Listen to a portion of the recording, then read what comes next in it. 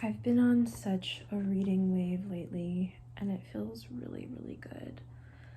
I just feel like I sometimes lose my own words because I'm not reading enough, or I'm not like absorbing these beautiful perspectives of other authors. Like, I'm just so in my own head, and when I get like that, the words don't come.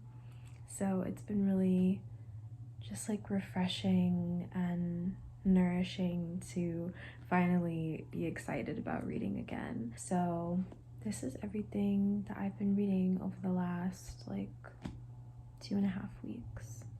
I just finished Light from Uncommon Stars, and I think it took me 5 or 6 days to finish.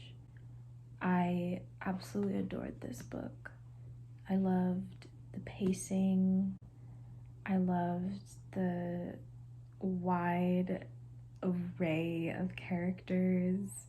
I loved how queer it was. I loved the sci-fi aspects, and yeah, the way that the author talks about creativity coming from this divine, untouchable place. It really resonated with me. I do think it's interesting the way this author wrote the main character, who is a trans girl. I don't know that much about Ryka Aoki, but from what I was gathering, I don't think she's trans. I didn't see anything about her being queer either. I liked the pacing of this book for sure. Just like the many narratives being woven in and out were really stimulating for me to read. And yeah, honestly, like I would be so excited to get off of work and read this on my way home. It was a really stimulating book, and I think it was the perfect book to get me back into reading. I'm also reading Mary Oliver again. I started with dream work last year, like almost last year to the date, and I absolutely loved dream work. I've moved on to House of Light, and I already have a few favorites. I'm not that far in, but there's one that I really, really enjoy and come back to. I have been thinking about living like the lilies that blow in the fields. They rise and fall in the wedge of the wind, and have no shelter from the tongues of the cattle, and have no closets or cupboards, and have no legs. Still, I would like to be as wonderful as that old idea. But if I were a lily, I think I would wait all day for the green face of the hummingbird to touch me. I think I will always be lonely in this world, where the cattle graze like a black and white river, where the ravishing lilies melt without protest on their tongues, where the hummingbird, whenever there is a fuss, just rises and floats away. All my life, so far, I have loved more than one thing, including the mossy hooves of dreams, including the spongy litter under the tall trees. In spring, the moccasin flowers reach for the crackling lick of the sun and burn down. Sometimes, in the shadows, I see the hazy eyes, the lamb lips of oblivion, its deep drowse, and I can imagine a new nothing in the universe. The matted leaves splitting open, revealing the black planks of the stairs.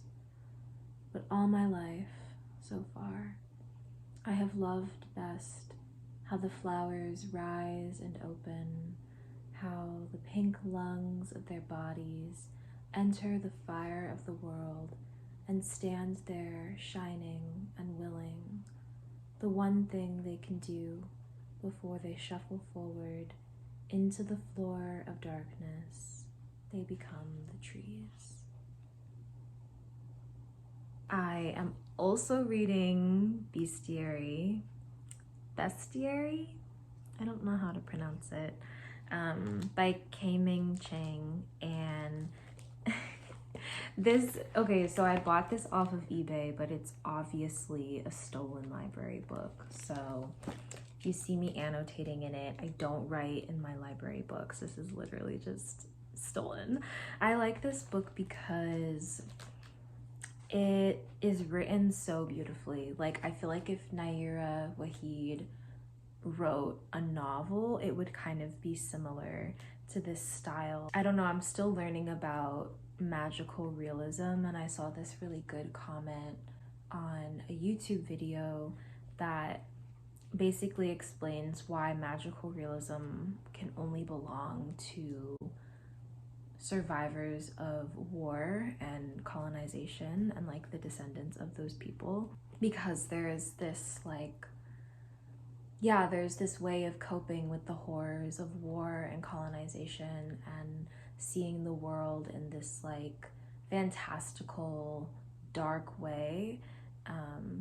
And so I guess this book might fall under magical realism because, I mean, there's literally a scene where one of the daughters is talking about her brother and her dad like jumping into the sky off of the roof of this building, and like flying like kites for hours in the night. And yeah, it's so like fantastical, but it's also very gory and like visceral, and there's a lot of like mention of blood and bile and fluids and yeah, just this hunger. But I was really excited to read this because I'll just read some of the inside cover.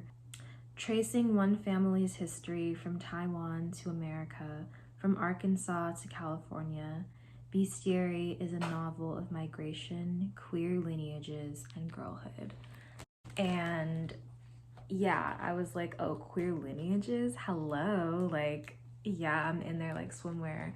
It moves in such a like non-linear, kind of like whimsical pace, which can be kind of hard to get into a groove. Like with this book, it was pretty linear. I mean, there were some like dream sequences, there were some, yeah, like psychic communication that like broke it up. It read really quickly and it was really easy to follow, because I feel like I understood where the plot was like going.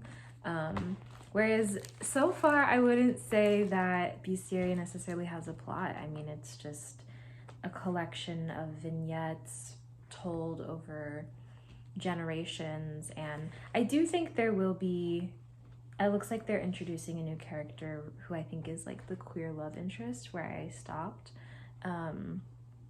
So yeah, this is a good book for me to like pick up from time to time, whereas Light from Uncommon Stars, I was like fixated on finishing it, if that makes sense.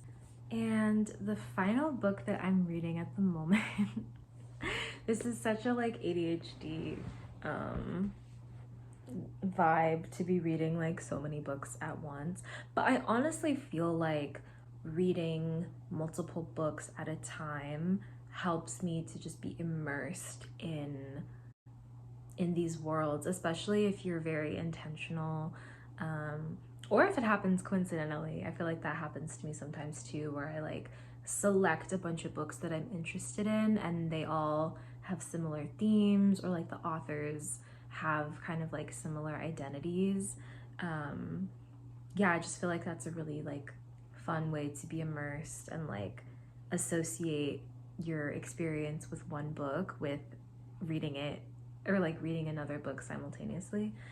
So I am reading Freshwater by Akwaeke, and I've read Dear Senthren, I think that's how you pronounce it, which is their memoir, and that one was written like a series of letters to friends, ex-lovers, and I loved the way that Akwaeke wrote in that book. I was just like, so entranced, and I loved the way that they talked about being in this body as like both punishment and like an experiment with godliness, and like the way that they talk about writing and how your purpose is to just create and like do it because the gods are literally asking you to, like do it because you can't imagine yourself living if you're not creating. Like I very much resonate with that.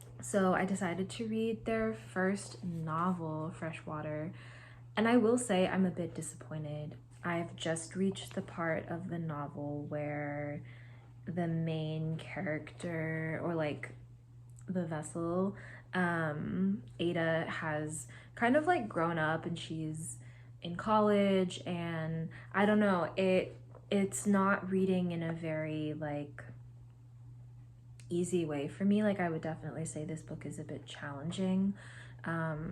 And I do know that this is like semi-autobiographical, and so like knowing that about this book, I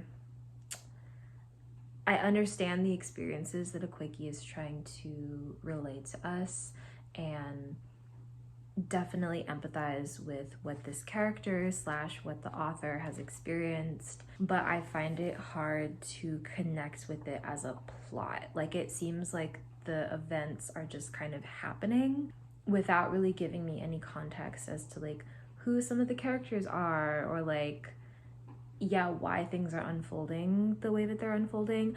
But because I know that this is semi-autobiographical, I also understand the author intentionally centering themselves and not giving a lot of backstory to other characters, or really focusing on any of the events that happen outside of Ada's body, because Ada is also occupied by 3 spirits who take turns narrating. So yeah, this book, I'm not like really enjoying the way that it's progressing. I love the way that it's written. Like I think the writing and the perspectives are beautiful and like dark and just so raw. But I would say that it is difficult for me to like get into a flow reading this book.